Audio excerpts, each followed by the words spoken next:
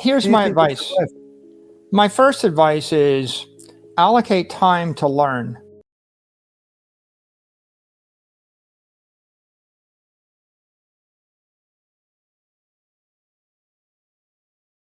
So the first place I'd start is get yourself educated, right? If I told you this is the most important thing in 100 years and you can make a fortune, or it's going to be the best investment of your life, but the catch is you have to spend 100 or a few hundred hours studying it.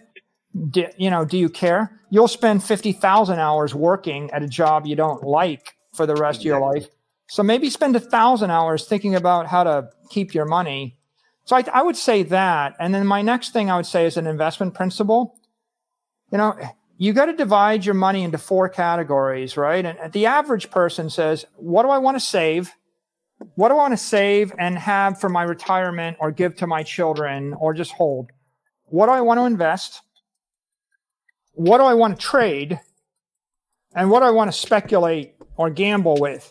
That's the way to see the world. If you're a professional trader, and you've got smart computers and algorithms and you're an expert, then you can trade. If you're not a professional, don't do that. Divide your money into 3 categories: save, invest, and gamble.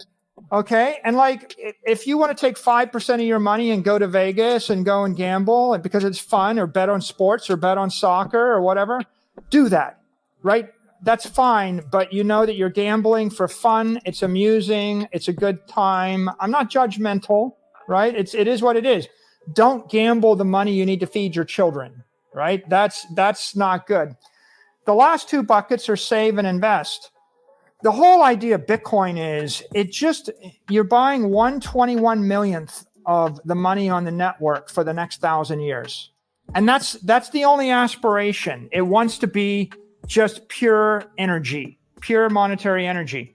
And the idea is don't screw it up, don't attack it, make it unhackable, don't mess with it. Take some amount of your money that you want to save, and if you think that's a good idea, you put it there. If you want to invest, you can invest in a big crypto platform that you think is going to change the world, but just be aware, you're investing against all the other cryptos. There's going to be a high failure rate. There's going to be some successes, some failures. And you're also investing in something which competes with Amazon, Apple, Google, and all the conventional CeFi. Because all these ideas, it's NFT is a good idea, but it's possible that Twitter and Facebook could position themselves as an NFT platform too, or Google or Apple could. So, the issue is, I like the idea of owning it, but what if it's you invested in Spotify, and then Amazon Music came along, and then Apple Music came along, and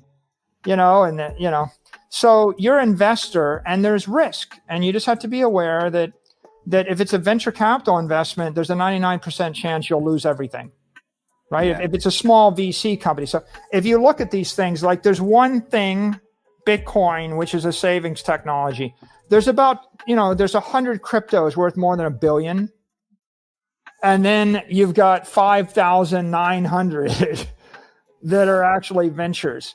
So 5,900 venture investments, 100 technology investments with a lot of competition and uncertainty. And then you've got one savings, one revolutionary paradigm shift. If you go and listen to maybe one of the smartest regulators in the world, that'd be Gary Gensler. Gary Gensler literally taught a course at MIT. Yeah. You can go watch the course. Go on Google. If you're going to risk your life savings, maybe you ought to go on Google and type Gary Gensler blockchain and money, and then sit for 25 hours and see what he said. And what you'll see is at the end of all of it, after 3 years of studying and after all this, he stood in front of Congress last week, 2 weeks ago, and he said, Satoshi's innovation is real. Yeah. Okay. Bitcoin is real. That's going to change the world. Everything else is either an investment or a speculation. And you may, and if you have good information and if you understand the market better, maybe you ride it. But they're different things. And you should figure out, are you a gambler? Are you a trader? Are you an investor? Are you a saver? And it would be a tragedy to think that you're saving money, in one of the yo-yo coins. Yeah. And on the, because you're not saving money, you're gambling money.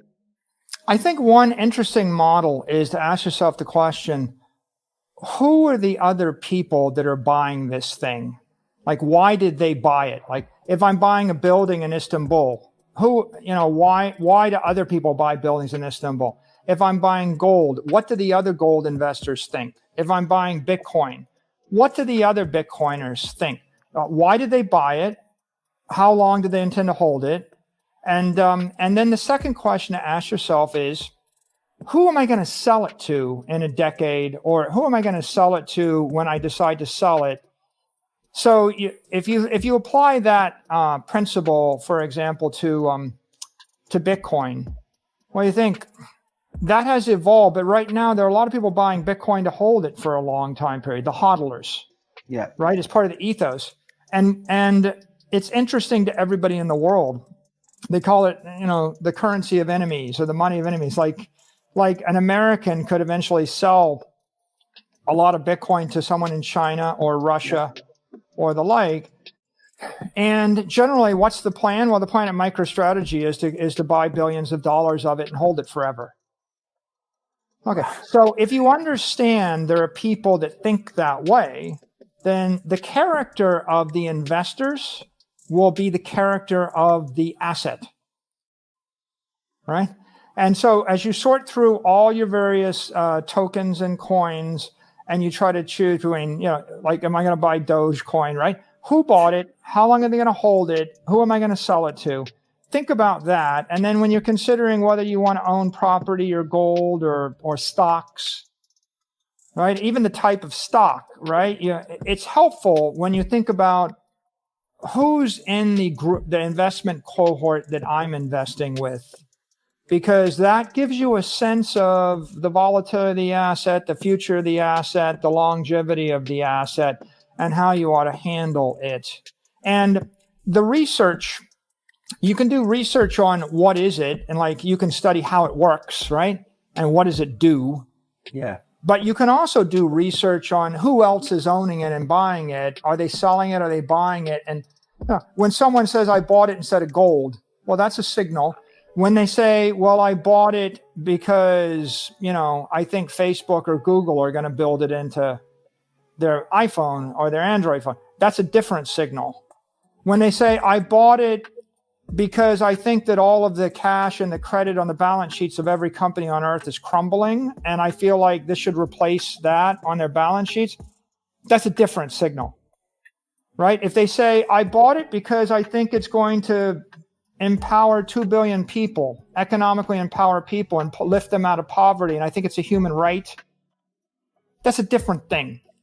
So try to figure out, what do people believe about the thing you're investing in? Who's owning it? And that'll tell you the future of it and how you ought to treat it. And, it's pretty helpful. If I did own a city block in Istanbul, figure out when I decide to sell it, who can I sell it to? Is it 5 families? Is it 50 families? How liquid is the market? Why will they buy it? Right? Yeah. All of those things are interesting, and I think they're helpful when you think deeply about who owns it, who will want it in the future.